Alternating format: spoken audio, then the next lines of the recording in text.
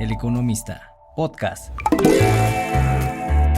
Hola, ¿qué tal? Bienvenidos y bienvenidas a Coffee Break, un podcast de Capital Humano y El Economista, donde hablaremos de todo lo relacionado con el mundo del trabajo, el desarrollo de carrera y la política laboral en México y el mundo. El Coffee Break.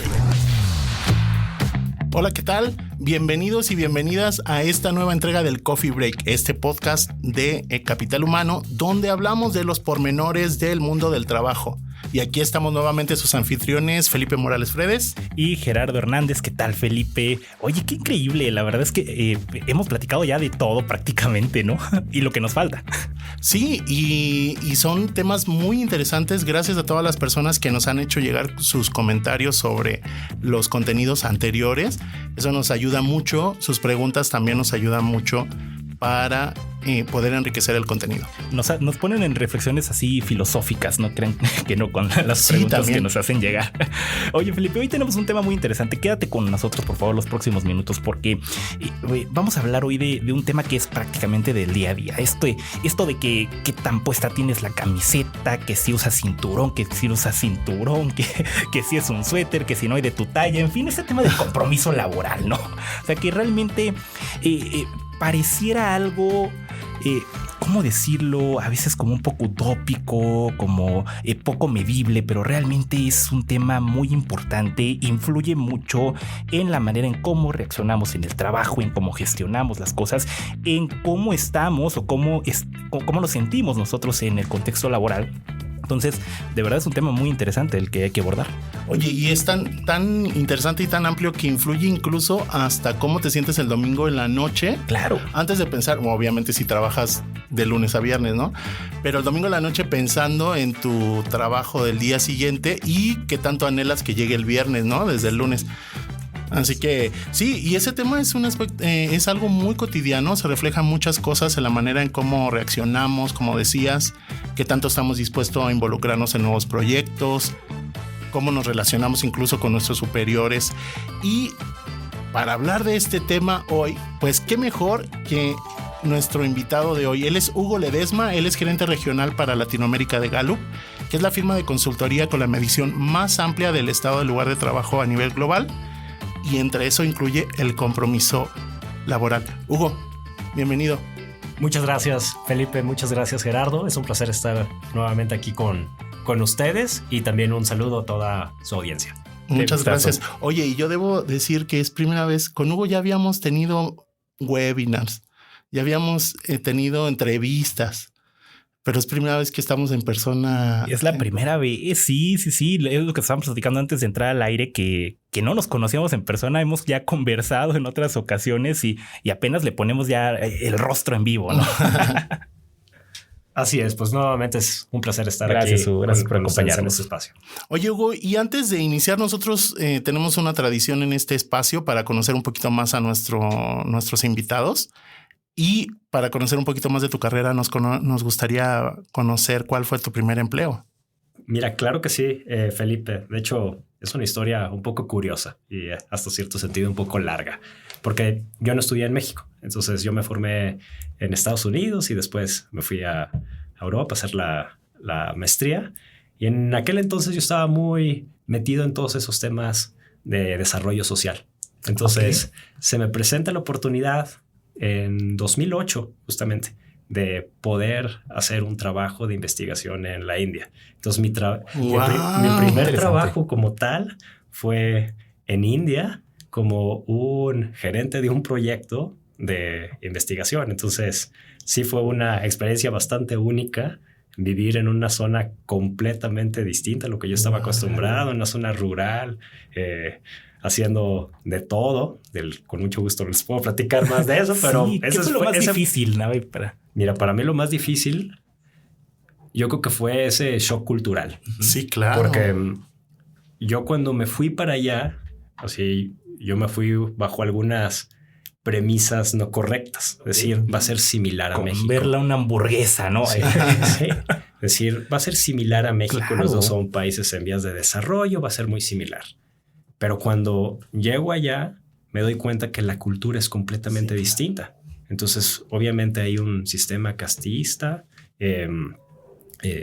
Y eso pues tiene mucho que ver en la forma que uno vive pues sus propias experiencias por allá. Claro. Entonces para mí eso fue bastante complicado al principio. A la comida creo que sí me terminé acostumbrando y al final aprendí las costumbres de allá, de comer con la mano, etcétera, pero sí fue toda una experiencia. Sí, es una inmersión cultural. Tuviste una inmersión cultural express. Sí, porque aparte fue, yo no vivía en una ciudad. Estuve en Chennai como 3 semanas y después a partir de eso me reubicaron y literal me fui a una zona rural a llevar a cabo. Nada del turismo y las comodidades que ofrece cuando uno está en una ciudad así como ejecutivo, ¿no? Sí, no, claro. Correcto. O como turismo, ¿no? Turista. Sí, no, fue completamente un estilo de vida distinto. Wow, qué increíble. Oye, ya más adelante nos vas a contar y nos vas a pasar unos tips de qué puedes aplicar hoy en la vida diaria, claro, ¿no? De ese tipo de experiencias.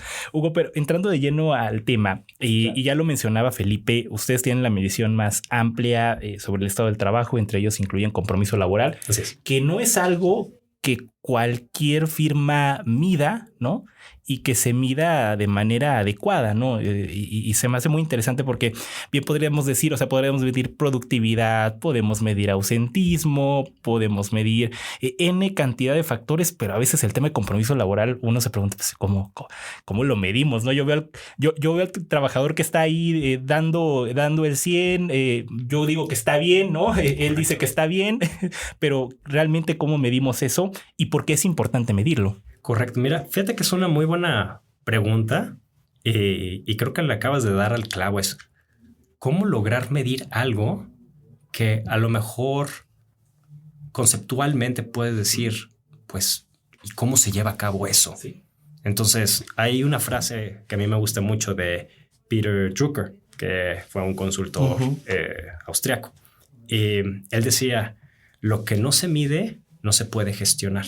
Entonces, cuando nosotros hablamos de compromiso, justo lo que buscamos es no solamente entender desde un punto de vista numérico cómo está una organización, sino en cómo están las emociones de las personas hacia con su lugar de trabajo. Porque como uno se siente es como uno se desempeña. Y el poder medirlo de una forma sistemática, de una forma sencilla, entonces permite no solamente a la organización tener una radiografía de cómo está su población trabajadora, sino cuando ya lo llevamos a un nivel más local, que un propio líder de equipo pueda decir, la situación de mi equipo es esta. Y eso es justo nosotros lo que buscamos hacer con esta información, empoderar realmente a cualquier persona que esté gestionando un equipo para que pueda justo abordar las necesidades emocionales de sus colaboradores. Claro. Claro. Para poner en contexto esta parte, me parece 23%, ¿no? La cifra de colaboradores que están comprometidos, ¿no? O sea, el resto tendríamos otras categorías. Pero para entender esto, ¿qué implica, ¿no? Que prácticamente 2 de cada 10 sí estén enganchados completamente. Sí, mira, lo primero es cuando nosotros hablamos de compromiso, efectivamente es un estado emocional que tiene que ver con estar conectado con tu trabajo, ¿no? Entonces, si 23% de las personas tienen la camiseta bien puesta, como decimos aquí en México, pues nos está diciendo que el otro 75% aproximadamente no la trae. Es que es de la América. Entonces, ¿qué es lo que se busca? O este grupo de 23% sí recibe. Cuando nosotros vemos el compromiso, imaginemos una pirámide, ¿sí? Una pirámide tipo Maslow, en donde hasta abajo tenemos unas necesidades básicas y en la parte más alta de esa pirámide tenemos unas necesidades aspiracionales de crecimiento. Entonces, el compromiso lo que nos dice es, como colaborador, independientemente de la geografía en la que nos encontremos o independientemente de la industria en la que estemos, que el colaborador puede estar cubriendo sus necesidades básicas. ¿Cuáles serían? Poder enfocarme en las actividades que tengo que hacer, saber priorizar, tener el material mínimo indispensable para poder hacer mi trabajo correctamente. Entonces, imagínense que estemos aquí en este podcast y de repente los micrófonos dejen de funcionar, etcétera. Claro. Eso a ustedes, a mí, nos generaría un estrés que a lo mejor no sería necesario si estuviéramos recibiendo esos materiales y tuviéramos eso. Eso nos referimos como necesidades individuales, necesidades básicas. Después vienen las necesidades individuales, en donde una vez cubierto lo básico, nos enfocamos en la persona. Y específicamente cuando hablamos de necesidad individual, es cómo a una persona le podemos ayudar a ver qué es lo que aporta. Y pensemos muchas veces incluso en los procesos de reclutamiento, de selección. A todas las personas las contratamos porque vemos habilidades en ellas. Y sin embargo, cuando entran al lugar de trabajo, muchas de ellas, la comunicación va en función de dónde están sus áreas de oportunidad. Sí, y nos olvidamos de cuáles fueron esas fortalezas, esos talentos por las que los contratamos. Entonces, cuando empezamos a abordar las necesidades individuales de la gente, justo buscamos que eso empiece a florecer más para que después haya que se vayan cubriendo las necesidades de pertenencia o de equipo y que eso en sí vaya a apuntalar a una necesidad que las personas necesitan, sienten de poder crecer dentro de la organización. Claro. Y eso es lo que nosotros medimos con compromiso. Claro. Está bien interesante porque finalmente uno podría pensar que se trata de algo muy subjetivo. Exacto. ¿No? Pero el hecho de que puedas tener con esos elementos, decir, ok, tengo cubiertas mis necesidades para poder llevar a cabo mi trabajo, ¿no? Y eso incluye también pues el clima organizacional y todo eso. Es ya cuando lo llevas a ese terreno, pues sí es muy medible. Claro, y les voy a dar una estadística. Esta es una estadística global, pero es bastante dramática. Cuando nosotros le preguntamos a las personas si saben lo que se espera de ellos en el trabajo, cerca de 1 de cada 2 responde con que está completamente de acuerdo con eso. Okay. 1 de cada 2. O sea, el 50% de los trabajadores a nivel mundial tiene dudas de qué es lo que se espera de ellos en el trabajo. Solo existo, ¿no? y mucho puede ser por la propia circunstancia de un equipo, de las presiones, de los bomberazos, de apagar fuegos, etcétera, pero en donde las personas se van perdiendo en cuanto a qué es lo que tengo que realmente cumplir. Claro. Y ahí es en donde los líderes se vuelven súper importantes. Sí, porque llegas a tu trabajo, digamos, lunes 8 o 9 de la mañana, y si no tienes claridad de qué te toca hacer en el día, o sea, sí está muy fuerte esa parte. Imagino que en algún punto va generando algunos sentimientos de frustración, de agotamiento. Por supuesto, lo vemos súper reflejado eso, como bien dices, en tema de agotamiento. ¿Por qué? Pues si las personas están trabajando sin tener un enfoque y están trabajando de más, pues entonces eso empieza a la larga a causar esa frustración y por ende también puede terminar en un tema de... Justo yo te quería preguntar eso porque hay algo que nosotros hemos hecho mucho en Capital Humano, que es hacer énfasis en todas las aristas e importancia de la salud mental en el trabajo, ¿no? Y un elemento que sale mucho en estos temas de salud mental pues es el estrés laboral, ¿no? Claro. ¿Y cómo se vincula este elemento entonces con el compromiso, ¿no? Tú decías recién, oye, pues es que produce un agotamiento, ¿no? Pero eso se puede traducir y medir en estrés. Y ustedes también tienen pues una data muy interesante ahí, ¿no? Porque estamos hablando casi de 4 de cada 10 se sienten estresados, ¿no? Y es algo que se ha mantenido como en ese rango los últimos años. ¿Y qué vínculo tiene al final el estrés con el compromiso? Sí, mira, va mucho asociado con el tema de la gestión. Nosotros, cuando hacemos estos estudios del estado del lugar de trabajo, una de las preguntas que hacemos va orientada en justo los sentimientos de las personas. Entonces preguntamos a la gente, en el día de ayer, ¿cuál de los siguientes enumeramos, ¿no? Sentimientos, tú lo presentaste gran parte del día anterior. Estrés, 44% de los trabajadores a nivel mundial mencionan haber tenido estrés gran parte del día de ayer. En el caso de América Latina y el Caribe, estamos hablando de 41%, o sea, de 4 de cada 10 personas. Gran parte el día de ayer. Cuando lo llevamos más al lugar de trabajo, es decir, cómo esto se empieza a reflejar en temas de productividad, de las métricas que normalmente a las organizaciones les interesa, van fuertemente asociado con ese tema de burnout. En 2019 hicimos un estudio, más o menos eran como 12,000 personas, y quisimos medir qué tanto agotamiento laboral había en las experiencias de las personas, y encontramos que cerca de un 75% de esas personas manifestaron tener burnout ocasionalmente o más dentro del lugar de trabajo. Entonces ahí vemos como una relación muy fuerte, y cuando vemos justo las causas de qué es lo que propicia el agotamiento, digo, incluso la propia OMS, ¿no? Cuando lo define como un fenómeno ocupacional, crónico, propiciado por estrés crónico. Sí.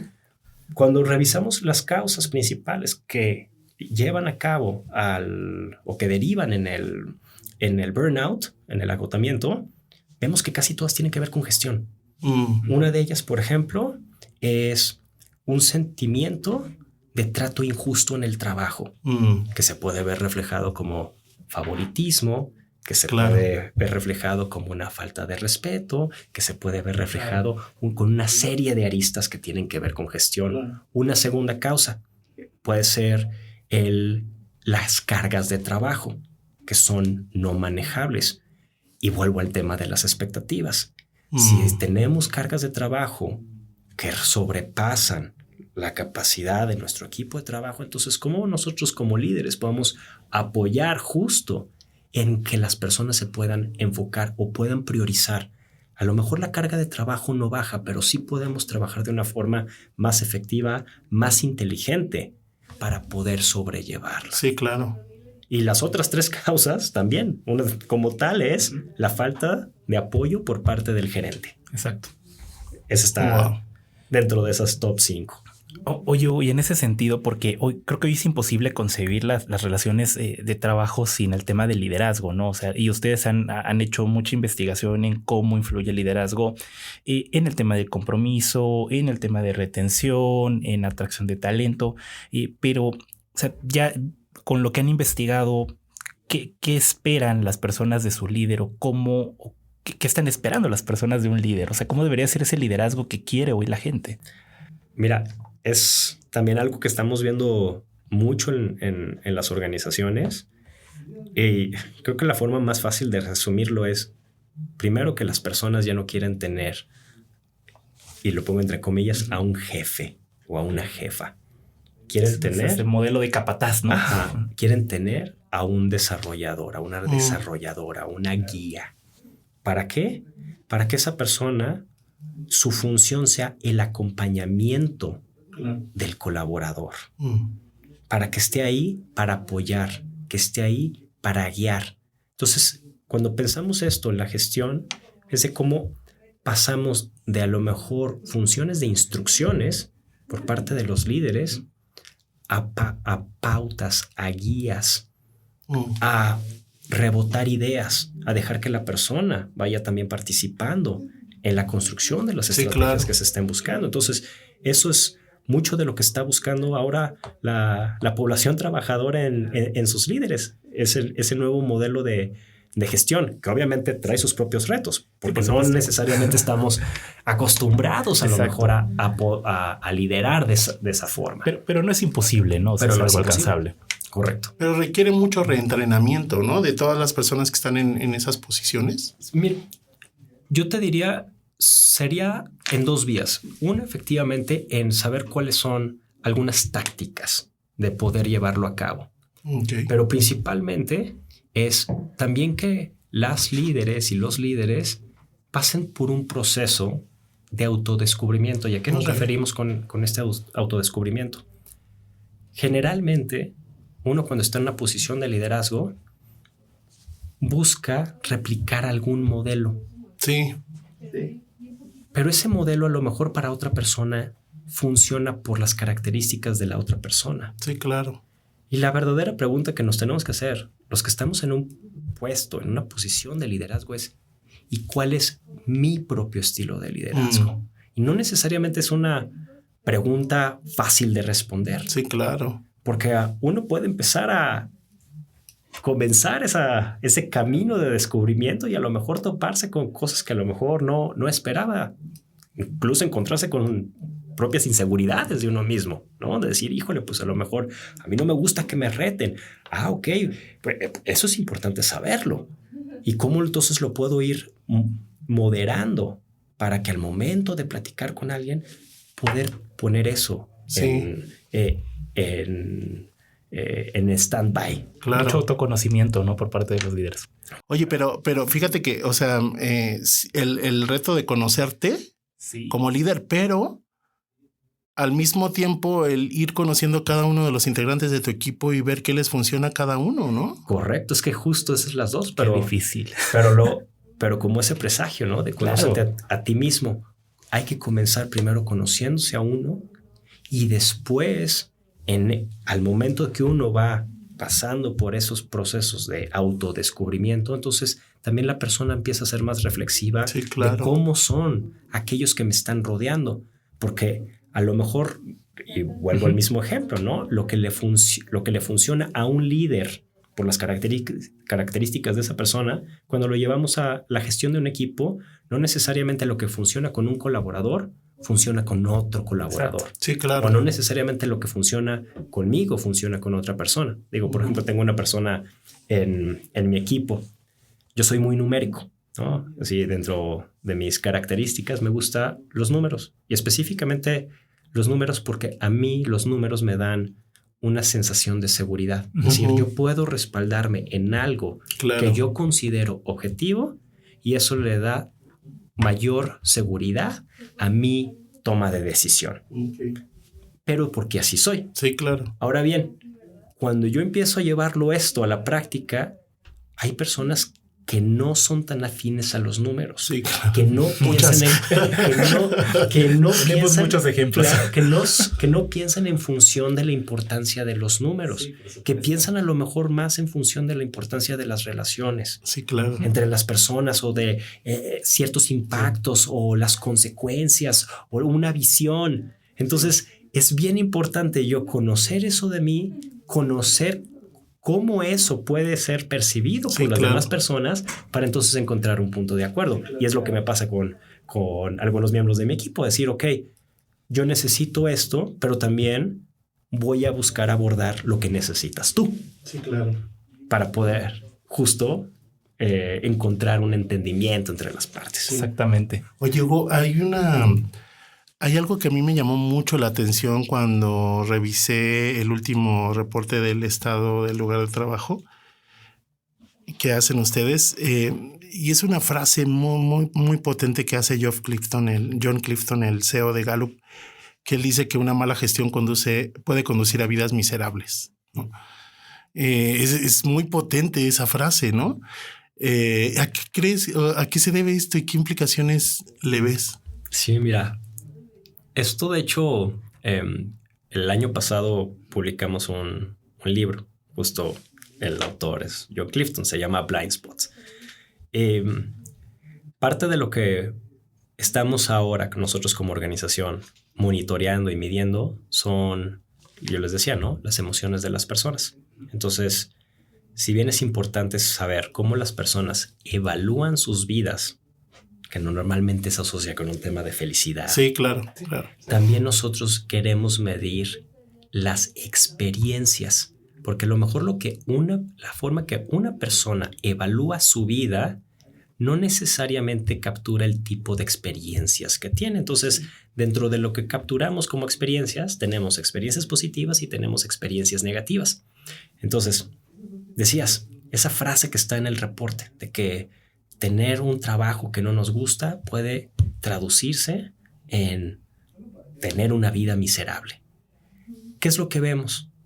Que cuando comparamos, por ejemplo, una persona que no tiene empleo y vemos la incidencia de algunas de las emociones negativas contra una persona que sí tiene empleo, pero que está con una falta total de compromiso, vemos que la persistencia o la presencia de experiencias negativas es más fuerte en esa población que una persona que no tiene empleo. Entonces, podemos que estar desempleado. Correcto. Podemos hablar de enojo, podemos hablar de dolor físico, podemos hablar de estrés, de preocupación.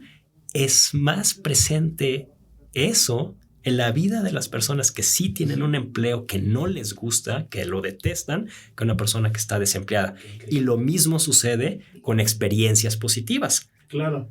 Sí. Que una persona que no disfruta de su empleo por la situación que sea, ¿qué sucede? Tiene menos experiencias positivas que una persona que está desempleada. Claro. Qué increíble. Es muy fuerte pensar en eso. Normalmente diríamos, por tener empleo, las experiencias tienen que ser mejor. Sí, claro, por supuesto. A no tener un empleo, pero o hasta culturalmente, ¿no? Claro. Tenemos como esa idea, oye, pues tienes trabajo, ¿de qué te quejas, no? Sí, claro. No, y al final es como, yo lo pienso porque cuando uno pasa un periodo de desempleo y estás en esa búsqueda y nadie te responde y las angustias y todo lo que se vive en en ese periodo es muy fuerte, ¿no? O sea, en esa época uno emocionalmente vive cosas muy fuertes en el terreno negativo, obviamente, y pensar que obviamente en un empleo que es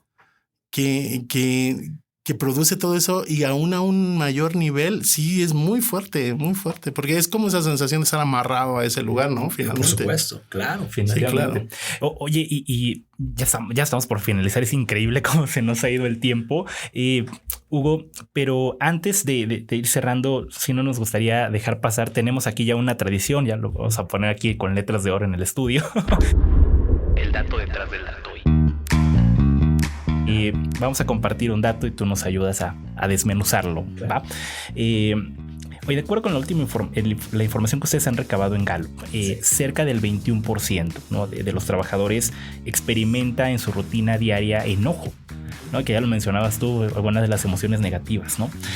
Pero ¿qué nos dice este dato? Digo, más allá de que la gente esté enojada, ¿no? Pero ¿qué nos dice este dato y por qué es importante prestar atención justo a las emociones de las personas en el trabajo? Sí, mira, es nosotros, como lo decía anteriormente, ¿no? Creo que nuestra misión es no solamente dar luz a las cuestiones positivas, sino también poner atención a aquellos puntos ciegos. Y estas cifras, por ejemplo, de enojo, esta que mencionas, ¿no? El 21% a nivel global en la población trabajadora. En América Latina es ligeramente menor. Pero nos ayuda a poner atención a que nosotros, dentro de una organización, debemos también de estar al pendiente de qué están sintiendo las personas. Para no hacer caso omiso a lo que una persona está pasando. Y lo mismo podemos hablar de estrés. Y lo mismo podemos hablar de preocupación como organizaciones y especialmente como líderes en un equipo. Todas aquellas que nos escuchan, aquellos líderes que están aquí en este espacio escuchándonos, pueden hacer mucho por mejorar la vida de sus colaboradores. Sí, totalmente. Y si ponemos atención a esa data, nos dice que a lo mejor 1 de cada 5 puede estar presentando eso. Claro. Entonces, estadísticamente, si yo tengo un equipo de 10 personas, a lo mejor 2 de ellas pueden estar sufriendo mucho de eso. ¿Qué tanto lo estoy propiciando yo? Esa yo creo que es la gran pregunta, ¿no? Sí, ¿qué tanto estamos propiciando nosotros los líderes? Y si me permites, Hugo, y aparte creo que aquí está la respuesta a muchas cosas del por qué no funciona algo en una organización, ¿no? ¿Por qué no hay una buena colaboración? ¿Por qué no se dan los resultados? ¿Por qué no pegan nuevos proyectos? ¿No? Creo que viendo esto, ¿no? Que mencionas, ahí está la respuesta a muchas dolencias, ¿no? Del día a día a nivel organizacional. Sí, por supuesto. Y repito, pero más allá como de verlo desde un punto de vista negativo, al revés, lo podemos interpretar como yo le llamo un factor de empoderamiento. ¿A qué me refiero? De que sí podemos hacer algo al respecto. Sí, por supuesto. Sí, claro. Y lo primero que tenemos que hacer es escuchar a nuestra gente. Sí. Ya sea de una forma cuantificable o de una forma cualitativa. Sí. Debemos escuchar a nuestras personas. ¿sí? Claro. Para poderlas posicionar para que tengan éxito. Y yo creo que esa es la verdadera función, volviendo a tu pregunta de qué es lo que esperan de un líder, pues que ayudemos a nuestra gente a posicionarlos para éxito. Sí, claro. Pues hay tarea, hay mucha chamba por delante para los que nos están escuchando, Y que ya estén en se nos fue posiciones el de tiempo. liderazgo. Se nos va el tiempo de volada. Oye, Hugo, y antes de cerrar, regresando a la pregunta inicial que te hicimos, ¿qué sería una de las grandes lecciones de tu primer empleo que puedes decir hoy, mirando hacia atrás, decir, yo creo que esto me quedo de esa experiencia que nos quieras compartir? Sí, yo creo que ¿cuál sería la lección? Confiar en uno mismo. Siempre, al ser el primer empleo, podemos entrar con alguna inseguridad, con dudas, pero se van a ir dando cuenta, especialmente aquellas que están pasando por su primer empleo, que sí pueden, que sí se puede y encontrarán la forma. Entonces, yo los invito, la lección es confiar en ustedes mismos, en ustedes mismas, que pueden hacer el trabajo que tienen enfrente y lo pueden hacer de una forma excelsa. Qué gran mensaje, Hugo. Muchas gracias de verdad por acompañarnos y gracias a todos por escucharnos. Felipe, pues ya nos despedimos. Sí, Hugo, nada más por último, ¿cómo te encuentra la gente en redes sociales? Me encuentran por LinkedIn, es la red social que más utilizo. La terminación es Hugo-Ledesma. Ahí van a aparecer y con mucho gusto, si me mandan un mensaje, yo siempre procuro contestar a todo, acepto todas las invitaciones, entonces a mí me encanta estar conectado. De hecho, así nos conocimos nosotros, ¿no? A través de un mensaje de LinkedIn. Somos testigos de que sí contesta Hugo. Oye, Hugo, pues muchas gracias. Sigan las cosas que hace Gallup. Si pueden entrar a sus páginas, suscribirse a sus newsletters, tienen productos muy, muy interesantes donde ellos van compartiendo la métrica, pero también suscríbanse a nuestros newsletters de Capital Humano. Y pues muchas gracias a todos. Muy gracias, Gerardo. Gracias, Felipe. Por cierto, sigan los podcasts del Economista y ahí nos comentan cómo se sienten en el trabajo, ¿no? Qué tan bien andan ahorita de pilas, de energía, de comprometidos, ¿no? Nos gustaría leerlos también. Pues muchas gracias y los esperamos en la siguiente entrega del El Coffee Break.